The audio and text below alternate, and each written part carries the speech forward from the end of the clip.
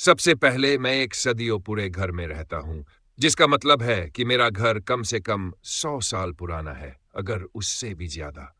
इसकी उम्र को देखते हुए इस घर में सालों में बहुत सारी मौतें हो चुकी है। जाहिर है, इतने पुराने घर में कुछ अजीब वाइब्स आना तो सामान्य बात है और कभी-कभी मुझे ऐसा महसूस होता है जैसे कोई मुझे देख रहा हो या मुझे सिहरन महसूस होती है।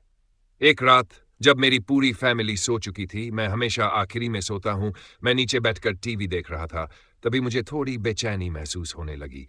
ऐसा लग रहा था जैसे कमरे में कोई और भी है, जबकि मेरी पूरी फैमिली ऊपर सो रही थी। मैंने इस एहसास को नजरअंदाज करने की कोशिश की और ऊपर जाकर सोने चला गया। मैं अपने बिस्तर पर लेटकर सोने की कोशिश कर रहा था, तभी वही अजीब सा एहसास फिर हुआ। इस बार मुझे यकीन था कि मैं अकेला नहीं था। अब क्योंकि मेरा घर इतना पुराना है, मैं आसानी से सुन सकता हूं जब कोई भी कमरे में चलता है, क्योंकि फर्श की आवाज काफी तेज होती है।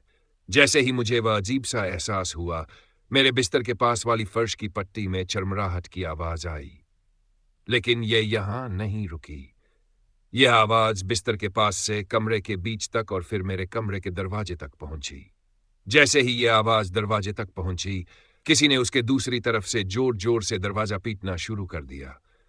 मैं सच में डर के मारे कांप रहा था, लेकिन मेरी जिज्ञासा मुझसे हावी हो गई और मैंने बिस्तर से कूदकर दरवाजा खोल दिया। लेकिन दूसरी तरफ कोई नहीं था।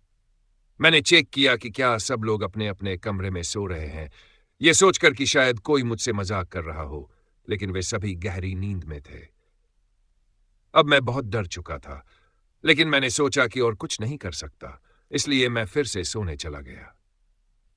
लगभग 15 मिनट बाद मुझे कुछ महसूस हुआ जो मुझे जगा रहा था।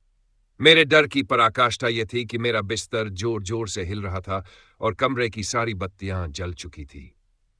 मैं सच में इस वजह से जागा क्योंकि मेरा हेडबोर्ड मेरी सिर से टकरा गया था, क्योंकि वह इतनी जोर से हिल रहा था।